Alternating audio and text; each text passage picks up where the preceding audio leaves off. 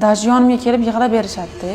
Ko'p kasalliklar stress, depressiyalar oqibatida yuzaga keladi. Shu qatorda bizani oshqozon-ichak sistemasi kasalliklari ham. Patsientlar kelishadi-da, o'zini shikoyatlari o'sha qorindan bo'lishi, og'riqlar, achishtiruvchi yoki sanchuvchi, yana simiruvchi og'riqlar, tupoy og'riqlarga bizaga murojaat qilib keladiganlar ko'p. Mendan oldin bir necha o'nlab gastroenterologlarga borishgan, lekin shu shikoyati o'sha dori-darmonlar ta'sir qilmayotgan holatlarni ko'p kuzatganman-da. Retseptlarini ko'rib chiqaman, tekshiruvlar ro'yxati.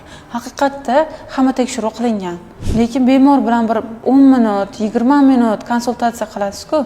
Men aynan shunaqa bemorlarga ko'proq konsultatsiya qilishga harakat qilaman-da, что uni muammosi, ruhiyati qanaqa, что muammosi nimada bo'lyapti o'zi.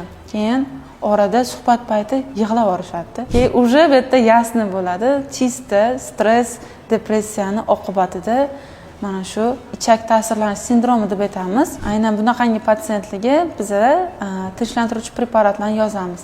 Bunaqangi yaxshi preparatlarimiz bor, beramiz. Bemorlar o'sha ortiqcha vahimadan qutuladi.